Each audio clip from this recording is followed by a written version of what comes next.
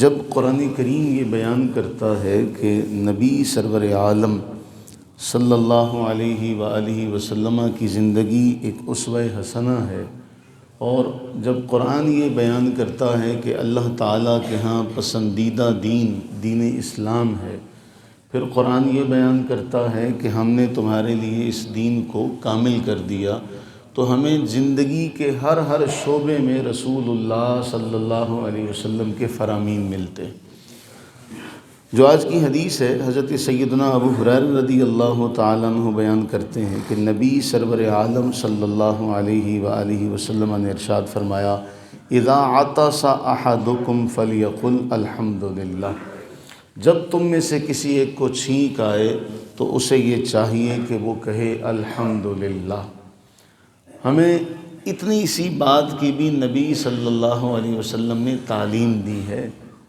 ہم باقی تمام دنیا میں اس وقت مذاہب دیکھ لیں تو ان کے ہاں ہمیں یہ چیزیں نہیں ملتی جتنی باریکی ہمارے ہاں ہے، کہ نبی علیہ الصلوۃ والسلام نے اس حوالے سے بھی اگر کسی کو چھینک آئے فرمایا وہ کہے الحمدللہ۔ فَإِذَا قَالَ الْحَمْدُلِلَّهِ قَالَ لَهُ أَخُوهُ يَرْحَمُكَ اللَّهُ، اگر اس نے الحمدللہ کہا تو اس کے بھائی کو چاہیے کہ وہ اس کو دعا دے یرحمک اللہ، اللہ تجھ پہ رحم فرمائے۔ اب جس نے چھینکا تھا اور الحمدللہ کہا تھا، فرمایا اس پر یہ لازم ہے کہ یہ اس کو کہے یہدیکم اللہ ویصلح بالکم، کہ اللہ تعالیٰ تمہیں ہدایت پر قائم رکھے اور تمہارے معاملات کو درست فرمائے، اصلاح فرمائے رکھے۔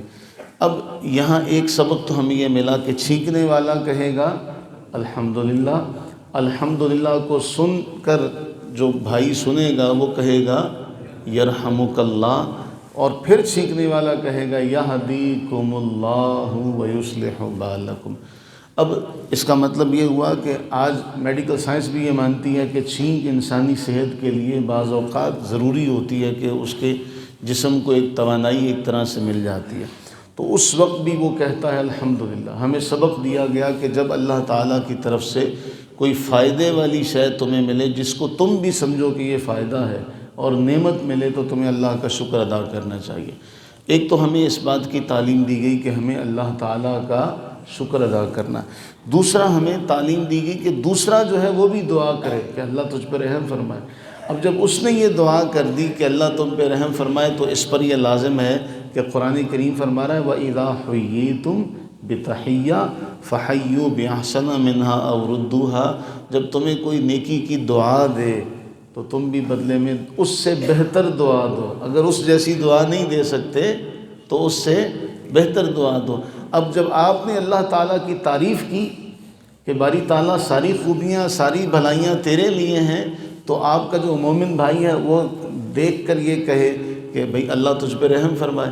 جب اس نے آپ کے لیے رحم کی دعا کر دی تو آپ پر یہ لازم ہے کہ آپ اس کو بھی دعا دیں کہ اللہ تجھے بھی ہدایت دے۔ تو نے میرے لیے رحم کی دعا مانگی کہ اللہ مجھے اپنی رحمتوں کا سایہ عطا کرے، میں بھی تیرے لیے دعا مانگتا ہوں یہدیکم اللہ ویصلح بالکم۔ یہ دعائیں دینے کا لینے کا سلسلہ ہے۔ دین کے اندر یہ ایک پہلو یہ بھی ہے، ہم جب کسی سے سلام لیتے ہیں، سلام کرتے ہیں، تو ہم کیا کہتے ہیں؟ تجھ پر سلامتی ہو، تجھ پہ اللہ کی رحمت ہو، تجھ پہ اللہ کی برکتیں ہوں۔ اگلا بھی کیا کہتا ہے؟ تجھ پر بھی سلامتی ہو، تجھ پر بھی رحمتیں ہوں، تجھ پر بھی برکتیں ہوں۔ تو دین اصل میں ایک دوسرے سے دعا لینے، ایک دوسرے کو دعا دینے کا بھی ذریعہ ہے۔ اللہ سے دعا فرمائیں کہ اللہ تعالی ہمیں اس دعا لینے دینے کے فلسفے کو بھی جاننے کی توفیق عطا فرمائے اور اس پر عمل کرنے کی توفیق عطا فرمائے۔ آمین ثم آمین۔